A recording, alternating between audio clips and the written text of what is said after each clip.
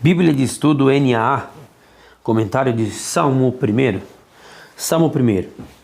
O primeiro salmo serve como uma porta de entrada para todo o livro dos Salmos, enfatizando que aqueles que vão adorar a Deus de forma genuína precisam abraçar sua lei, ou Torá, ou seja, a instrução de sua aliança.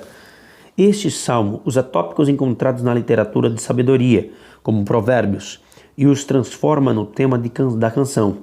O objetivo é que aqueles que cantam o salmo adquiram seus valores, ou seja, desejarão cada vez mais ser alguém que ama a Torá e que crê nela, e que se vê como herdeiro e mordomo de sua história de redenção e esperança, que busca cumprir suas exigências morais.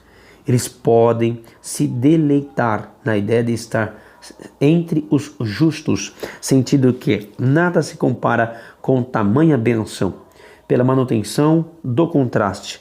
Salmo lembra aos leitores que no fim existe apenas duas formas de viver.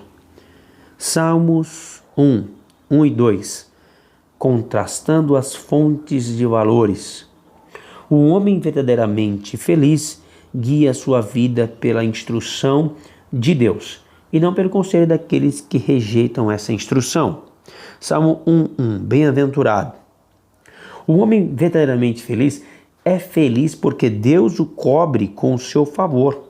Jesus usa o equivalente grego em Mateus 5, 3 ao 11. Também Tiago 1:12. A tradução latina beatus é a fonte da palavra beatitude, bem-aventurança. Aquele específico indivíduo justo, hebraico aish,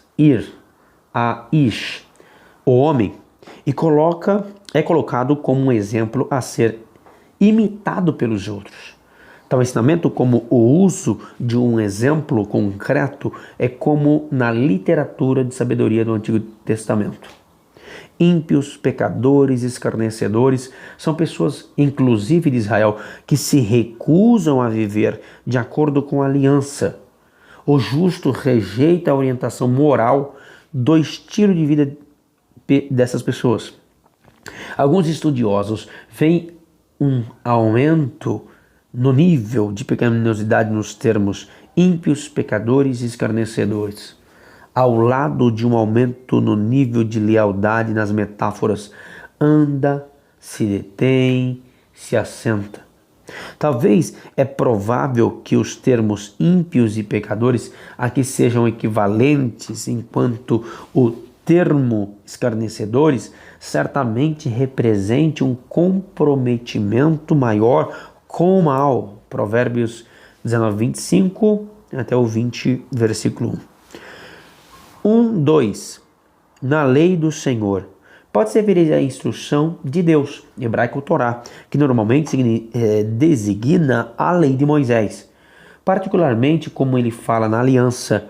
Por essa razão, ninguém jamais deve achar que tal indivíduo recebe essa bênção por merecimento, uma vez que a aliança está fundamentada na graça de Deus. Medita descreve uma flexão ativa, talvez até resmungando para si mesmo em busca de compreensão. Alguns supõem que de dia e de noite falam do trabalho de estudiosos profissionais que gastam todo o seu tempo refletindo nas palavras da lei, mas diante da instrução similar de Josué 1:8, os leitores devem ver essa instrução como um estabelecimento do ideal para enfrentar qualquer situação, por mais mundana que seja, com o objetivo de agradar ao Senhor por conhecer e seguir a sua palavra. 3 a 4. A fertilidade contrastante. Aqui estão duas símiles, com base na agricultura da antiga Palestina. Elas descrevem os feitos de dois tipos de pessoa. Verso 3.